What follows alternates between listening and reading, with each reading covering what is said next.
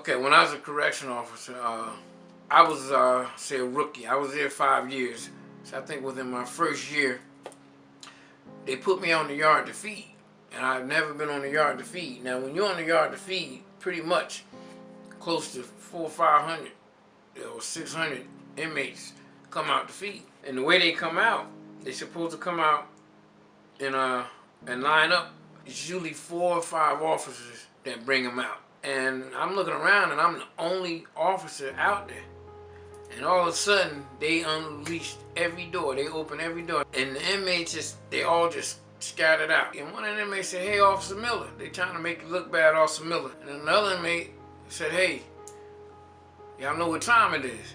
These guys lined up, and I'm talking about cadence. You couldn't see the other one behind the other one. They lined up so straight, it was crazy. And they all lined up, and they went in the orders that they were supposed to go in. And yeah, it's deep. As the last line was going,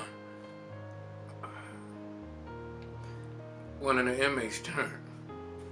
He said, "Officer Miller, this is for you." I had more respect from the inmates than I did the officers whose lives I was there to help protect. It's fucked up, ain't it? I ended up suing the prison for racial discrimination.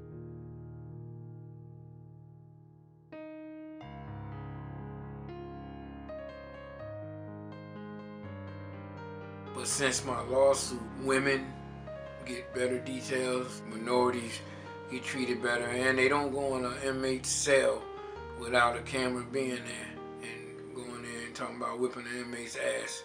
I didn't play that. And only out of 5 years, I only had 2 inmates that I ever had to write up, and they apologized. This is Eyewitness News at 11 on WCTV. Good evening. More allegations of racial discrimination in Taylor County as residents come forward and tell their stories of intimidation and segregation. The Taylor County NAACP hosted a town hall meeting tonight in Perry. Eyewitness News reporter Melanie Duvall is just back from that gathering. Let's join her downtown with more on what was said. Melanie. Well, good evening, Gary and Julie. Taylor County residents say it took an outsider to shed light on a problem that's been well hidden in their community. I've been called a nigger, monkey man. We will not tolerate it. We will not stand back and allow this to happen to our brothers and sisters. We're just here to listen, take as much evidence as we can, and then we'll be prepared to move once we understand the evidence that's been given to us. Representatives from the Florida Commission on Human Relations, the agency charged with identifying and eliminating unlawful discrimination, will take the information that they learned tonight back to their full board, which meets on March 14th. Melanie, obviously some emotional dialogue there tonight. A big day tomorrow. Tell us about that. Well, Frederica Wilson from the Florida Conference of Black Legislators said tonight that all 22 members of the conference are incensed over what allegedly happened.